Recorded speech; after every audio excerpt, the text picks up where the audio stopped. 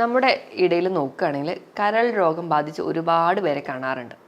ദിവസം പ്രതി ഈ കരൾ രോഗികളുടെ എണ്ണം കൂടിക്കൊണ്ടേയിരിക്കുക. അതിന് പ്രധാന കാരണം നമ്മുടെ ജീവിതശൈലിയിലെ തെറ്റായ രീതികൾ കൊണ്ട് തന്നെയാണ്. അപ്പം നമ്മുടെ മരണനിരക്ക് നോക്കുകയാണെങ്കിൽ ലോകത്തിലെ 5ാമത്തെ സ്ഥാനം ഈ കരൾ രോഗം വന്നിട്ട് മരിക്കുമ്പോഴാണ്. അപ്പം എന്തുകൊണ്ടൊക്കെയാണ് ഈ കരൾ രോഗം ഉണ്ടാകുന്നത്, അല്ലെങ്കിൽ കരൾ രോഗം ഉണ്ടാകുമ്പോൾ നമ്മുടെ ശരീരം കാണിക്കുന്ന 10 ലക്ഷണങ്ങൾ എന്തൊക്കെയാണ് എന്നൊക്കെയാണ് നമ്മൾ ഈ വീഡിയോയിലൂടെ നോക്കുന്നത്. ഞാൻ ഡോക്ടർ പ്രിയ, Q&B ഹെൽത്ത് കെയറിലെ ഹോമിയോപ്പതിക് ഫിസിഷ്യനാണ്.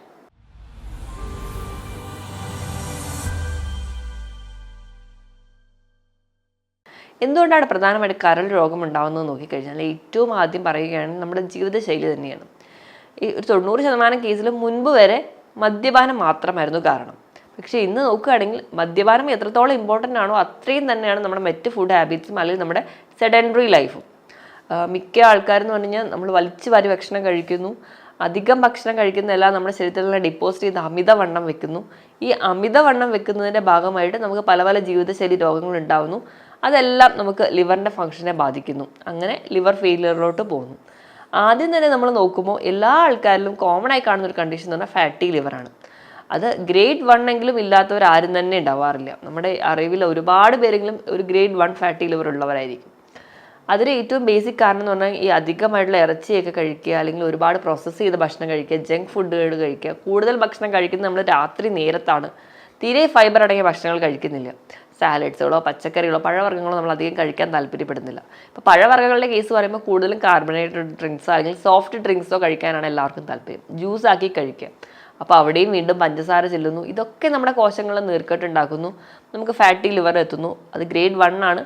അത് കൂടി ഗ്രേഡ് 2, 3, 4 എത്തുന്നു. ഒരു എൻഡ് സ്റ്റേജിലേക്ക് പോകുന്നു, ഒരു ലിവർ സിറോസിസ്. ചിലപ്പോൾ അത് നീണ്ടു പോയി ഒരു ലിവർ ക്യാൻസറിലേക്ക് എത്തുന്നു. കംപ്ലീറ്റ് ഫെയിലിയറിലോട്ട് തന്നെ പോകുന്നു. ഇങ്ങനെയാണ് നോർമലി ഒരു ലിവറിൻ്റെ അസുഖങ്ങളെല്ലാം ഡെവലപ്പ് ചെയ്തു പോകുന്നത്. നമ്മൾ ഗ്രേഡ് 1 ഫാറ്റി ലിവറോ ഗ്രേഡ് 2 ഫാറ്റി ലിവറോ ഒന്നും നമ്മൾ പുറത്തേക്ക് തിരിച്ചറിയാതെയാണ് പോകുന്നത്. മറ്റ് പല ഇൻവെസ്റ്റിഗേഷൻ അല്ലെങ്കിൽ മറ്റ് പല ഇൻവെസ്റ്റിഗേഷൻ സ്കാനിങ് ഒക്കെ ചെയ്യുമ്പോഴാണ് പല ആൾക്കാരും ഫാറ്റി ലിവർ ഉണ്ടെന്ന് തന്നെ തിരിച്ചറിയാം. അപ്പോൾ റിസൾട്ട് കാണുമ്പോഴാണ് ഗ്രേഡ് 1 ഫാറ്റി ലിവർ ഉണ്ട് എന്ന് അവർ തന്നെ അറിയാറ്. അതിന് ഏറ്റവും വലിയ കാരണം എന്ന് പറഞ്ഞാൽ നമ്മുടെ ലിവർ എന്ന് പറഞ്ഞാൽ അത് സ്വന്തം ചികിത്സിക്കാൻ നോക്കും. അത് പുറത്തേക്ക് ലക്ഷണങ്ങളൊന്നും കാണിക്കാതെ അത് സ്വയം അസുഖത്തിനെ സുഖപ്പെടുത്താൻ വേണ്ടി നോക്കുന്ന ഒരു ഓർഗനാണ്. അതുകൊണ്ട് തന്നെയാണ് നമ്മൾ വലുതായിട്ട് ലിവറിൻ്റെതായ അസുഖങ്ങളെ പുറത്തേക്ക് അറിയാത്തത്.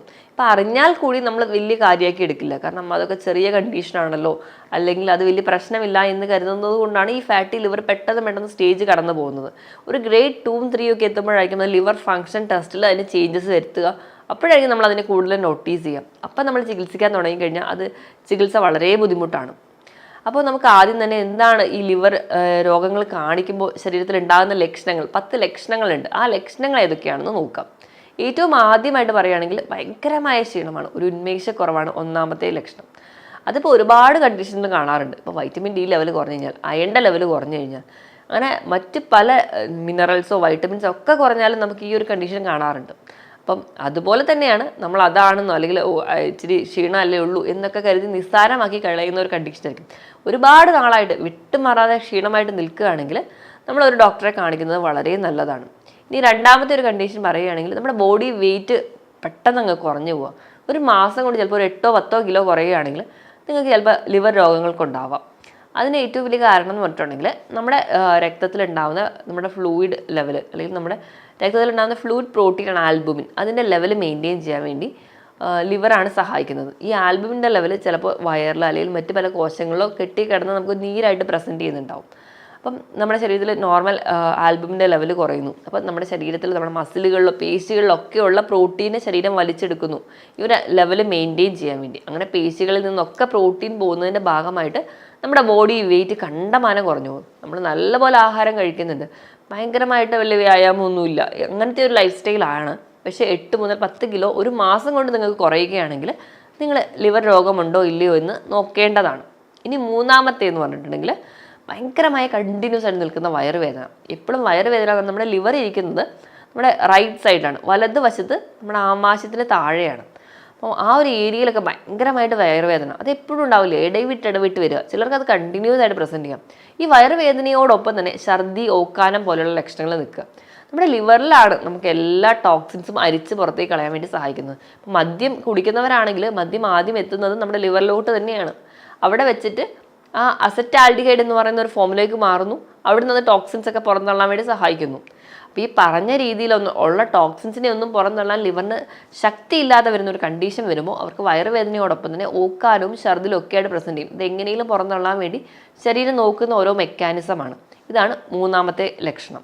ഇനി നാലാമത്തെ ലക്ഷണം എന്ന് പറഞ്ഞിട്ടുണ്ടെങ്കിൽ സ്കിന്നിൽ മഞ്ഞ നിറമായിട്ട് പ്രസൻറ്റ് ചെയ്യുക. കാരണം നമ്മുടെ ലിവറിൽ ഉണ്ടാവുന്നതാണ് ബിലിറൂബിൻ എന്ന് പറയുന്നത്. ഈ ബിലിറൂബിൻ്റെ ലെവൽ നമ്മുടെ ലിവർ ഫംഗ്ഷൻ നോർമൽ അല്ലാത്ത കണ്ടീഷനിൽ കൂടുതലായിട്ട് നിൽക്കും.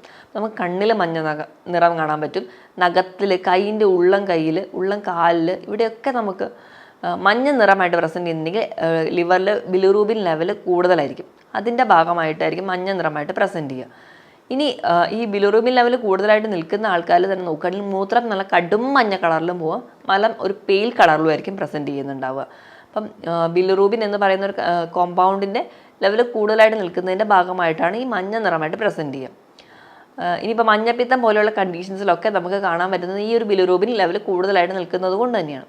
ഇനി അഞ്ചാമത്തെ ലക്ഷണം എന്ന് പറഞ്ഞാൽ സ്കിന്നിൽ കാരണമില്ലാതെ ചൊറിച്ചിൽ. പ്രത്യേകിച്ച് കോസസ് ഒന്നും ഇല്ലാതെ തന്നെ സ്കിൻ ഭയങ്കരമായിട്ട് അവിടെ ഇവിടെയൊക്കെ ചൊറിയുക. പ്രത്യേകിച്ച് കാലിൻ്റെ ആ ഒരു ഭാഗത്തൊക്കെ ഭയങ്കരമായിട്ട് ചൊറിച്ചിലാണ്.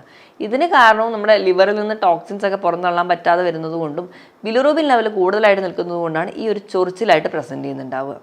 ഇനി ആറാമത്തെ ഒരു ലക്ഷണമായിട്ട് പറയുകയാണെങ്കിൽ നമ്മുടെ ശരീരത്തിന് ഏതെങ്കിലും ഒരു ഭാഗത്ത് ചെറുതായിട്ടൊന്ന് തട്ടിയാൽ പോലും ആ ഒരു ഏരിയയിൽ ചതവായിട്ട് പ്രസൻറ്റ് ചെയ്യുക, അല്ലെങ്കിൽ ഒരു ബ്രൂയിസ് ആയിട്ട് ഫോം ചെയ്യുന്നതായിട്ട് കാണാൻ പറ്റും. അതിന് കാരണം എന്നുണ്ടെങ്കിൽ നമ്മുടെ രക്തം ഇപ്പോൾ എവിടെയെങ്കിലും ഒരു ബ്ലീഡിങ് ഉണ്ടായിക്കഴിഞ്ഞാൽ രക്തം കട്ട പിടിക്കാൻ സഹായിക്കുന്നതാണ് ക്ലോട്ടിങ് ഫാക്ടേഴ്സ് ഉണ്ട്. ഈ ഒരു ക്ലോട്ടിങ് ഫാക്ടർ ഉണ്ടാവുന്നത് നമ്മുടെ ലിവറിലാണ്. അപ്പം ചെറിയ ചെറിയ ചതവൊക്കെ തട്ടുന്ന സമയത്ത് ചെറിയ രക്തക്കുഴൽ പൊട്ടുകയും അതിൻ്റെ ഭാഗമായിട്ട് ഉണ്ടാകുന്ന ആ ഒരു ക്ലോട്ടിൻ ഫാക്ടറിൻ്റെ ഡെഫിഷ്യൻസി മൂലമാണ് ചെറിയ ചെറിയ ബ്രൂയിസ് ആയിട്ട് ആ ഒരു ഏരിയയിൽ കാണുക. എവിടെയും നമ്മൾ തന്നെ അറിയാതെ എവിടെയും തട്ടിയിട്ടുണ്ടാകും, ആ ഒരു ഏരിയയിലൊക്കെ ചെറിയ ചെറിയ നീല കളറിൽ പ്രസൻറ്റ് ചെയ്യുന്നതായിട്ട് കാണും. ഇനി ഏഴാമതായിട്ട് കാണിക്കുന്ന ഒരു സിംറ്റം എന്ന് പറഞ്ഞിട്ടുണ്ടെങ്കിൽ പരസ്പര ബന്ധമില്ലാതെ സംസാരിക്കുക. ചില ആൾക്കാർക്ക് തന്നെ നമുക്ക് മനസ്സിലാവാറുണ്ട് ആ ഒരു കണ്ടിന്യൂസ് ആയിട്ട് ആ ഒരു കേസ് അല്ലാതെ തന്നെ പല പല കാര്യങ്ങൾ സംസാരിക്കുക, അല്ലെങ്കിൽ ആ ഒരു കണ്ടിന്യൂസ് ആയിട്ട് അവർക്ക് സംസാരിക്കാൻ പറ്റാതെ വരിക, ഈ ഒരു കണ്ടീഷൻ കാണാറുണ്ട്. അതുപോലെ അവർക്ക് ഉറക്കം വളരെ ഡിസ്റ്റർബ്ഡ് ആയിരിക്കും. അവർക്ക് രാത്രി ഉറക്കം കിട്ടലുണ്ടാവില്ല. രാത്രി ഉറക്കം കിട്ടാതെയും അവർ പകൽ ഇപ്പോൾ ജോലിക്ക് പോകുന്നവരായിക്കോട്ടെ, അവർക്ക് ഉച്ച സമയമാകുമ്പോൾ അവർക്ക് ഉറക്കം വരും. അങ്ങനെ ഉച്ച സമയത്ത് അവർക്ക് ചെറിയൊരു ഉറക്കം എടുക്കേണ്ടി വരും. ആ ഒരു നാപ്പ് എടുക്കുന്നതിൻ്റെ ഭാഗമായിട്ട് അവർക്ക് രാത്രി വീണ്ടും ഉറക്കമില്ലായ്മ ഉണ്ടാവുക. വെളുപ്പിനെ ഒരു സമയം ഒരു 4 മണി ആ ഒരു ടൈമിലായിരിക്കും അവർക്ക് ഉറക്കം വരിക. അങ്ങനെയൊക്കെ അവരുടെ ഒരു ഉറക്കത്തിൻ്റെ ഒരു സൈക്കിൾ എന്ന് പറഞ്ഞാൽ രാത്രി ഇപ്പോൾ ഒരു 10 മണിക്ക് കിടന്നാലും അവർക്ക് നല്ലൊരു ഡീപ്പ് സ്ലീപ്പ് കിട്ടില്ല. ഒരു വെളുപ്പിന് 4 മണി 5 മണി സമയത്തായിരിക്കും ഒരു ഉറക്കം കിട്ടുക. അവർ ആ ഒരു ഉറക്കം ഉറങ്ങി എണീറ്റ് അവരവരുടെ ജോലിക്ക് പോവുകയും അല്ലെങ്കിൽ മറ്റ് പല പ്രവർത്തനങ്ങളിലോട് പോവുകയും ചെയ്യും. ഉച്ചയ്ക്കാകുമ്പോൾ വീണ്ടും അവർക്ക് ഉറക്കം വരുന്നതായിട്ട് കാണാറുണ്ട്.